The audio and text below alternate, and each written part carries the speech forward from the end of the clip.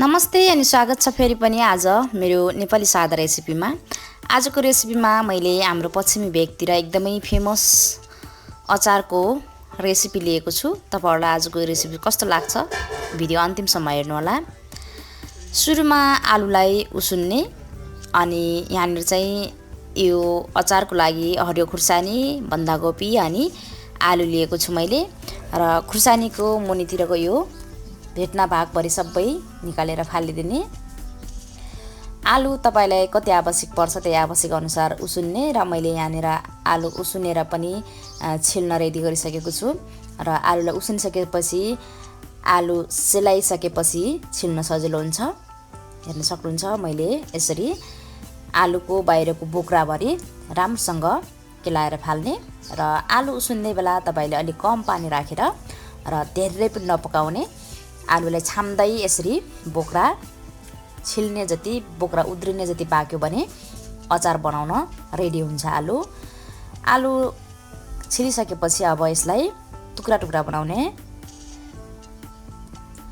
आफूलाई कत्रो खान मन छ त्यही अनुसारको आवश्यकता अनुसारको टुक्रा बनाउने र यसमा तपाईले तिलको छोपले मोल्न सक्नुहुन्छ, भाङ्गोको छोपले मोल्न सक्नुहुन्छ। आज चाहिँ मैले भाङ्गोले मोल्दै छु। सबै आलुलाई काटिसकेपछि अब यहाँनिर हरियो खुर्सानी पनि टुक्रा टुक्रा बनाउँछु जिरा जिरा र तपाईलाई खुर्सानी धेरै मन पर्छ भने सुकेको खुर्सानी ठुलो खुर्सानी राख्दा पनि हुन्छ।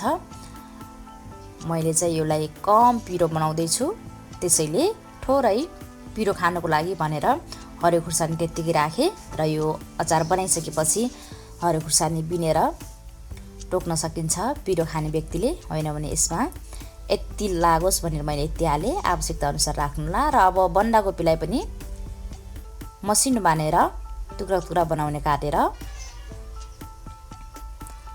सफा गरेर राखेको बन्दागोपी मैले टुक्रा टुक्रा बनाउँदै छु।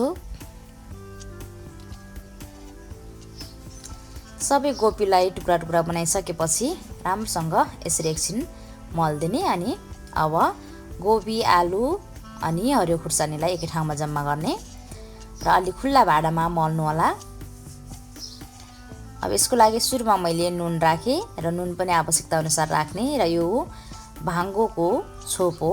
भाङ्गोलाई सुरुमा भुट्ने आगोमा अलिअलि, त्यसपछि भाङ्गो पड्किसकेपछि त्यसलाई निकालेर सेलाइसकेपछि सिलौटामा हुन्छ कि मिक्सरमा हुन्छ आफूलाई केमा सजिलो लाग्छ त्यसमा पिस्ने अनि कतिको मसिनो बनाउन मन छ त्यही अनुसार पिसेर यसरी रेडी गर्ने यसको डुलो। अब यति भइसकेपछि यहाँनिर तेल तताउने। तेलमा बेसार र मेथीको दाना फुराउनको लागि तेल तातिसकेपछि मेथीको दाना फुराउने र मैले यो अचारमा कम तेल राख्दैछु। तपाईलाई धेरै तेल मन पर्छ भने तेल धेरै राख्न सक्नुहुन्छ र तेल पनि आवश्यकता अनुसार र मेथीलाई फुराएर मेथी कालो भइसकेपछि अब यसमा बेसार राखिदिने र मेथी बेसार पड्किएको तेललाई अब अलिअलि सेलाइसकेपछि अचारमा राखिदिने अनि यसमा राखिसकेपछि अब अमिलोको लागि तपाईले फ्रेस कागती पनि प्रयोग गर्न सक्नुहुन्छ र यसरी पकाएर राखेको अमिलो चुक पनि प्रयोग गर्न सक्नुहुन्छ। यो चाहिँ अमिलो चुकलाई मैले पकाएर राखेको अमिलोको चुक मैले बजारबाट लिएको त्यसैलाई राखे र अमिलो तपाईले चाहिँ फ्रेस कागती राख्दा एकदमै राम्रो हुन्छ। अमिलो पनि आवश्यकता अनुसार राख्ने र यसमा अब तपाईलाई धनियाको पत्ता मन पर्छ भने धनियाको पत्ता पनि मसिनो बनाएर टुक्रा पारेर यसमा मिक्स गरेर मल्न सक्नुहुन्छ र ठुलो खुर्सानी र बेसी खुर्सानी मन पर्छ भने पनि राख्न सक्नुहुन्छ र यसरी राखिसकेपछि राम्रोसँग मल्दै जाने।